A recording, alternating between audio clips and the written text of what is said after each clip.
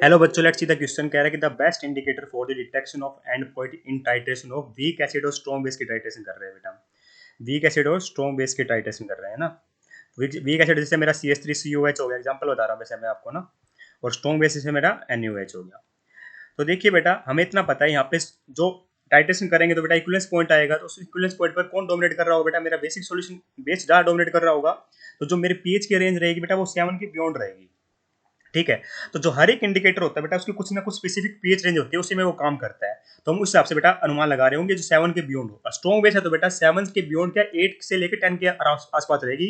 अपना जहां से मेरा एसिड भी प्रभाव डाल दे बेटा, क्योंकि एसिड तो मेरा वीक है, पर अपना जो स्ट्रॉन्ग बेस है बेटा वो भी अपना प्रभाव डाल दे, है ना। जैसे मैं मिथाइल रेंज की बात करूं तो बेटा इसकी जो पीएच रेंज होती है वो लगभग अराउंड अराउंड 3.2 से लेकर 4.4 तक होती है।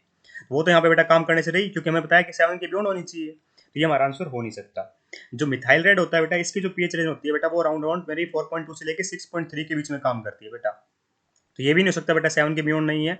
ब्रोमोथाइमोल ब्लू की मैं अगर आपकी बताऊं बेटा, तो जो इसकी पीएच रेंज होती है ना बेटा वो लगभग हमारी कितनी आती है बेटा?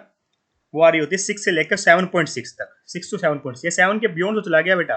पर हमारा जो स्ट्रॉन्ग बेस है बेटा वो किस में काम करेगा बेटा? वो 8 से लेकर 10 के बीच में, क्योंकि स्ट्रॉन्ग बेस है ना बेटा। तो ये तो चाहता है पीएच बढ़ जाए बेटा। ठीक है। फिनोफ्थलीन है बेटा, ये बेस्ट इंडिकेटर होगा इसके लिए, स्पेसिफिकली वीक एसिड और स्ट्रॉन्ग बेस के लिए। ठीक है। जो फिनोफ्थलीन की रेंज होती है ना बेटा मेरे इंडिकेटर की, वो लाई करती है बेटा लगभग मेरी, कहाँ से का लाई करती है बेटा? वो लाई कर रही होती है 8.3 से लेकर 10.0 तक। ठीक है। 8.3 कई जगह 11 भी लिखा मिल सकता है, पर स्पेसिफिकली बेटा यही होती है 8.3 से लेके हमारी 10 तक। तो सबसे बेस्ट इंडिकेटर होगा बेटा इस रिएक्शन के लिए, इस टाइट्रेशन के लिए वो होगा phenolphthalein. Hence option number 4 perfectly correct है। I hope you understand the I hope you understand the answer. और एक चीज और ध्यान रखना बेटा, ये स्पेसिफिक कलर भी शो करते हैं अपना इक्विवेलेंस पॉइंट में ना। एसिड में अलग, बेस में अलग, इस तरीके से। पर हमें तो वैसा केवल ये बताना था कि बेस्ट इंडिकेटर कौन सा होगा। तो वो बेस्ट इंडिकेटर बेटा फिनोफ्थलीन है। और फिनोफ्थलीन बेटा एसिडिक मीडियम में मेरा कलरलेस हो जाता है और बेसिक मीडियम में पिंक कलर शो कर रहा होता है, ध्यान रखना। तो ऑप्शन नंबर 4 परफेक्टली करेक्ट है यहाँ पे। Thank you so much.